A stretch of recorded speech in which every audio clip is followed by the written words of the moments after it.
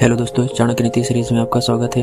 आज हम चाणक्य नीति से 8वें अध्याय का अध्ययन करेंगे। इसमें आचार्य चाणक्य द्वारा बताए गए उपदेशों को हम सीखेंगे। पहला श्लोक। उच्च वर्ग के लोग दौलत चाहते हैं, मध्यम वर्ग के लोग दौलत और इज्जत, लेकिन उच्च वर्ग के लोग सम्मान चाहते हैं, क्योंकि सम्मान ही उच्च लोगों की असली दौलत है। दूसरा श्लोक। ऊख, जल, दूध, पान, फल और औषधि इन वस्तुओं के भोजन करने पर भी स्नान, दान आदि क्रिया कर सकते हैं। तीसरा श्लोक। दीपक अंधेरे का भक्षण करता है, इसलिए काला धुआं बनाता है। इसी प्रकार हम जिस प्रकार का अन्न खाते हैं, माने सात्विक, राजसिक, तामसिक, उसी प्रकार से विचार उत्पन्न होते हैं। चौथा श्लोक। हे विद्वान पुरुष, अपनी संपत्ति केवल पात्र को ही दे और दूसरे को कभी ना दे। जो जल बादल को समुद्र देता है वह बड़ा मीठा होता है। बादल वर्षा करके वह जल पृथ्वी के सभी जल अचल जीवों को देता है और फिर उसे समुद्र को लौटा देता है। पांचवा श्लोक। विद्वान लोग जो तत्व को जानने वाले हैं, उन्होंने कहा है कि मांस खाने वाले चांडालों से 1000 गुना नीच है, इसलिए ऐसे आदमी से नीच कोई नहीं है। छठवां श्लोक। शरीर पर मालिश करने के बाद, शमशान में चिता का धुआं शरीर पर आने के बाद, संभोग करने के बाद, दाढ़ी बनाने के बाद, जब तक आदमी नहा नहीं लेता है वह चांडाल रहता है। सातवां श्लोक। जल अपच की दवा है। जल चैतन्य निर्माण करता है। यदि उसे भोजन पच जाने के बाद पीते हैं, पानी को भोजन के बाद तुरंत पीना विष के समान है। नौवां श्लोक। आठवां श्लोक। वह आदमी अभागा है जो अपने बुढ़ापे में पत्नी की मृत्यु देखता है।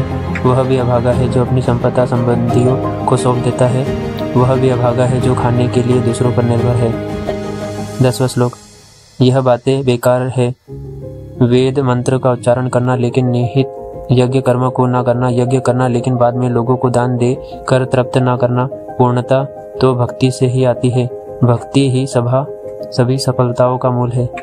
11वां श्लोक। देवता ना काठ में, ना पत्थर में, ना मिट्टी में रहते हैं, वे तो रहते हैं भाव में। इससे यह निष्कर्ष निकलता है कि भाव ही सब चीज का कारण है। 12वां श्लोक। काठ, पाषाण तथा धातु की भी श्रद्धा पूर्वक सेवा करने से भगवत कृपा से प्राप्त हो जाती है। एक संयमित मन के समान कोई तप नहीं है, संतोष के समान कोई सुख नहीं है, लोभ के समान कोई रोग नहीं है, दया के समान कोई गुण नहीं है। 14वां श्लोक। क्रोध साक्षात यम है, तृष्णा नरक की ओर ले जाने वाले वैतरणी है, ज्ञान कामधेनु है, संतोष ही तो नंदवन है। 15वां श्लोक। नीति के उत्तमा ही व्यक्ति के सौंदर्य का गहना और उत्तम आचरण से व्यक्ति उत्तरोत्तर ऊंचे लोक में जाता है। सफलता ही विद्या का आभूषण है, उचित विनियोग ही संपत्ति का गहना है। 16वां श्लोक। नीति भ्रष्ट होने से सुंदरता का नाश होता है, हीन आचरण से अच्छे कुल का नाश होता है, पूर्णता न आने से विद्या का नाश होता है, उचित विनियोग के बिना धन का नाश होता है। 17वां श्लोक। जो जल धरती में क्षमा गया वो शुद्ध है, परिवार को समर्पित पत्नी शुद्ध है, कल्याण करने वाला राजा शुद्ध है, वह ब्राह्मण शुद्ध है जो संतुष्ट है। 18वां श्लोक। असंतुष्ट ब्राह्मण, संतुष्ट राजा, लज्जा रखने वाली वेश्या, कठोर आचरण करने वाली गृहिणी, ये सभी लोग विनाश को प्राप्त होते हैं। 19वां श्लोक। क्या करना? ऊंचे कुल का यदि बुद्धिमत्ता ना हो, एक नीच कुल में उत्पन्न होने वाले विद्वान व्यक्ति का सम्मान देवता भी करते हैं। 20वां श्लोक। विद्वान व्यक्ति लोगों से सम्मान पाता है, विद्वान उसकी विद्वत्ता के लिए हर जगह सम्मान पाता है। यह बिल्कुल सच है कि विद्या हर जगह सम्मानित है। 21वां श्लोक।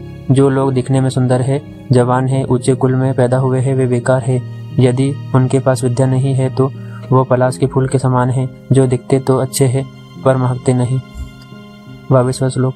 यह धरती उन लोगों के भार से दबी जा रही है जो मांस खाते हैं, दारू पीते हैं, बेवकूफ है, वे सब तो आदमी होते हुए भी पशु हैं।